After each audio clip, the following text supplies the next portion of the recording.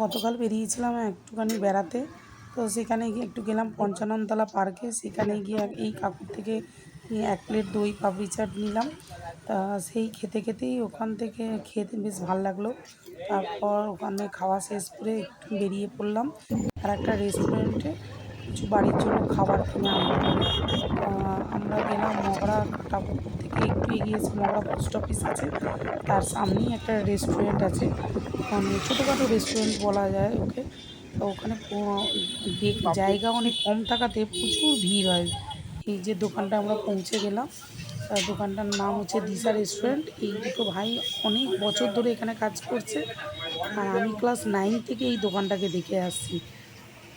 তা বুঝতেই পারছো এই দোকানটা কতদিনের পুরনো। তো আমার মেয়ে তোমাদেরকে ভিডিও করে দেখাচ্ছে, দেখো যে চাউমিন কীভাবে বানাচ্ছে, এখানে কি কি পাওয়া যায়। আমি আর আমার মেয়ে একটুখানি দাঁড়িয়ে দাঁড়িয়ে ফটো তুলছিলাম।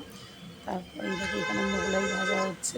বিভিন্ন সব অনেকজন আছে যারা মোগলাই অর্ডার দিচ্ছে। আমি অর্ডারটা দিতে যাচ্ছিলাম ভেতরে। তো বাইরে দেখো কতজন ওয়েট করছে।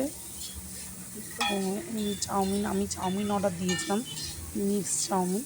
তো উনি মিক্স চাউমিন বানিয়ে দিচ্ছেন।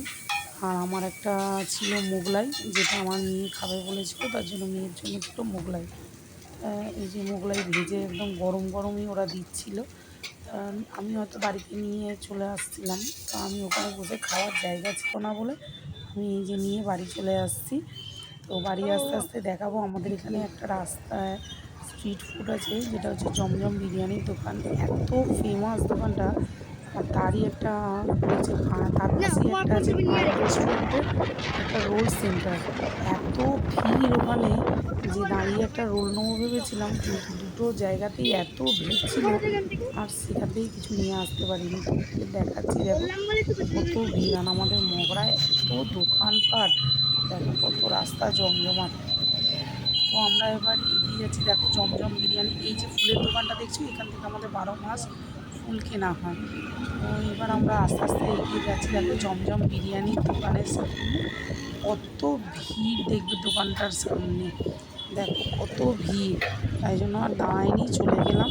এবার ওখান থেকেই দেখো একটু এগিয়ে এসেই দেখো রোল সেন্টারটা, এই যে এখানে ওদের বিরিয়ানিটা বানায়, তার পাশেই আছে রোল সেন্টারটা। রোল সেন্টারটাও ভিড় ছিল বলে বাড়ির সামনে যে যার দোকান থেকে 12 মাস বাজার টাজার নেওয়া হয়, তার থেকে একটুখানি বাজার নিয়ে নিলাম। পরের দিন যেহেতু সকালবেলা রান্নার ব্যাপার ছিল, ওই জন্য সবজি বাজারগুলো রাত্রেই কিনে রাখি, সকালবেলা তো টাইম হয় না। তাই বাজার টাজার কিনে নিলাম, বাজারগুলো নিয়ে চলে আসলাম।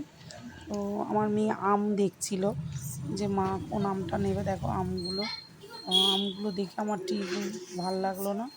আর রাতের বাজার তো ওনার কাছে তেমন কিছু ভালো ফ্রেশ বাজারও ঠিকঠাক ছিল না।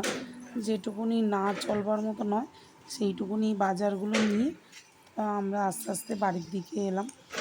বাড়িতে এসে ফ্রেশ ট্রেশ হয়ে এই যে বসে পড়েছিলাম খাবারগুলো নিয়ে খেতে। মেয়ে খাচ্ছে, মেয়ে গায়ে জামা দেয়নি বলে তাই জন্য আপনাদের সামনে আর ওকে দেখালাম না। ও খাচ্ছে মোগলাই, আমি খাচ্ছি চাউমিন। তা চাউমিনটা খুবই ভালো ছিল। তো আমি খাওয়া শেষ করে ফ্রেশ হয়ে শুতে যাচ্ছি। তাই ব্লগটা আজকে এইটুকুনিই থাকলো। যদি কিছু ভালো লেগে থাকে সাবস্ক্রাইব করবেন। চলুন, গুড নাইট, টাটা।